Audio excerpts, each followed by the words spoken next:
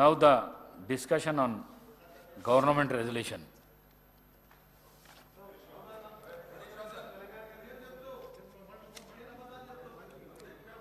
హరీష్ రావు గారు.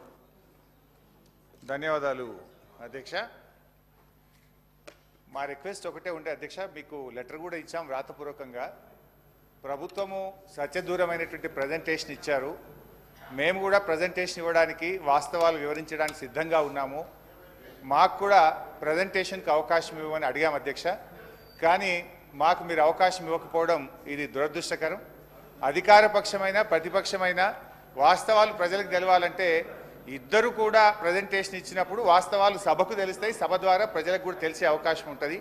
కానీ మీరు ఈరోజు ఏకపక్షంగా ఇవ్వడం అనేటువంటిది ఇది చాలా బాధాకరం అధ్యక్ష. అయితే అట్లీస్ట్ మేము తీసుకున్నాము, పరిశీలించినాము.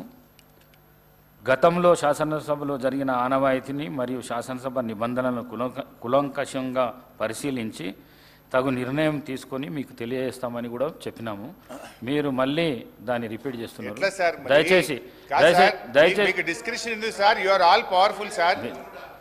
Please sir, anyhow sir, మా యొక్క నిరసన తెలియజేస్తూ మొత్తానికైతే ఇది ఈరోజు శాసనసభలో ప్రాజెక్టులు కేఆర్ఎంబీకి అప్పచెప్పమని మేము తీర్మానాన్ని ప్రవేశపెడుతున్నామని ఈరోజు కాంగ్రెస్ పార్టీ ముందుకు రావడం అంటే డెఫినెట్గా ఇది తెలంగాణ ప్రజల విజయం, బీఆర్ఎస్ పార్టీ విజయం.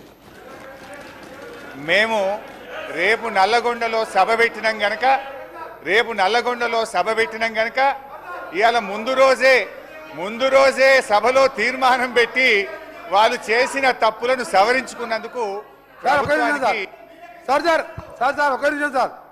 ఒక నిమిషం వారు గౌరవ శాసనసభ్యులు నల్గొండకు వచ్చే ముందు కాబట్టి చెప్తున్నా అధ్యక్ష, నేను జగన్మోహన్ రెడ్డి గారు స్టేట్మెంట్ ఇచ్చిన తర్వాత జగన్మోహన్ రెడ్డి గారు అసెంబ్లీలో కేసీఆర్ ఒక అడుగు ముందుకేసి రాయలసీమ, ప్రకాశం, కృష్ణా, గుంటూరు అని చెప్పిన తర్వాత ఇంకా మీవేవో తప్పు చేసాం. జగన్మోహన్ రెడ్డి చెప్పిండు, గౌరవ ముఖ్యమంత్రి గారు చెప్పిండు. మీకు ఒకటే చెప్తున్నా అధ్యక్ష, మా గౌరవ మంత్రివారు ఉత్తమ్ కుమార్ రెడ్డి చెప్పాను, మీకు ఏమన్నా నల్గొండ కాదు కదా, నల్గొండ రావాలంటే మన 60 రోజుల కింద ఎన్నికలు 60 రోజుల కింద జరిగినాయి అధ్యక్ష. ఎంత చేసా అధ్యక్ష? ఎక్కడ కూడా బొటాబొటి డిపాయిడ్ తెచ్చినాక 11 సీట్లల్లో ప్రజలు చెప్పుతో కొట్టినట్టు ఒక్కొక్క ఎమ్మెల్యే 60-70 వేలతో గెలిచినంటే నల్గొండ జిల్లాని మోసం చేసిండు. నల్గొండ జిల్లాని మోసం చేసింది కాబట్టి ఆ విధమైన రిజల్ట్ ఇచ్చాను. ఇవాళ అధ్యక్ష, ఆ రోజు మా జిల్లాకు చెందిన మంత్రి ఉన్నట్టు దగ్గర 10 ఏళ్ళు ఇవాళ సభలో లేడంటే మొఖం లేక జగదీష్ రెడ్డి గారి గౌరవ శాసనసభ్యుడు మొఖంలో లేడు. ఎందుకంటే కేసీఆర్, హరీష్ రావు, జగదీష్ రెడ్డి కలిసి మా జిల్లాని నాశనం చేసిండు. దక్షిణ తెలంగాణ నాశనం చేసి ఇవాళ మంచినీళ్ళు లేక అధ్యక్ష ట్యాంకర్లతోని ఇవాళ మళ్ళా ఫ్లోరైడ్ నీళ్ళు తీసుకొచ్చే అధ్యక్ష మాది 2004లో కాంగ్రెస్ ప్రభుత్వం వచ్చినప్పుడు సాగర్కి వెళ్ళి తీసుకొచ్చి కృష్ణా వాటర్ తాగిన వాళ్ళం. ఇవాళ వీళ్ళ పుణ్యం అని వ్యవసాయం మర్చిపోండి, తాగటానికి నీళ్ళు లేక ఫ్లోరైడ్ నీళ్ళు తాగుతూ అధ్యక్ష. అందుకనే క్షమాపణ చెప్పాలి. ఇదే కేసీఆర్ గారు బయలుదేరే ముందు ముక్కు నేలకు రాసి నల్గొండ జిల్లాలో ఎంటర్ చేయాలని చెప్పి అదే మరొకసారి చెప్తున్నా. మీరు జగన్మోహన్ రెడ్డి గారు స్టేట్మెంట్ తీసిన తర్వాత మీ తలకాయ ఎడబెట్టుకుంటారు. జగన్మోహన్ రెడ్డి గారు స్టేట్మెంట్ జగన్మోహన్ రెడ్డి స్టేట్మెంట్ ఇన్నదా మినిస్టర్ గారు మధ్య అధ్యక్ష మా పల్లా రాజరెడ్డి గారు ఒకసారి అధ్యక్ష పల్లా రాజశేఖర గారు గౌరవ శాసనసభ్యులు మా ఉత్తమ్ కుమార్ రెడ్డి గారు మాట్లాడుతున్నప్పుడు ఆయన ప్రాజెక్టు గురించి మాట్లాడధ్యక్ష. ఆయనకి ఏం సంబంధం అధ్యక్ష? ఆ ప్రాజెక్టులు 2014 రాజకీయాలే లేడు, ఒక ఇంజనీరింగ్ కాలేజీలో మేనేజరు. ఆయనకి అధ్యక్ష ప్రాజెక్టు గురించి ఆయన మధ్యలో మాట్లాడతాడు.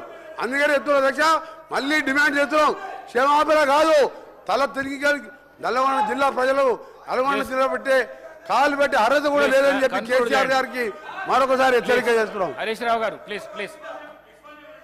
సార్, ఇప్పుడు స్పీకర్ సార్, రాహుల్ గాంధీని కూడా అమేథీలో చెప్పుతో కొట్టినట్టే మరి. ఎందుకంటే ఇవాళ కోమటిరెడ్డి వెంకటరెడ్డి గారు బరాబర్ ఏమంటావు? హరీష్ రావు గారు ప్లీజ్ ప్లీజ్ ప్లీజ్.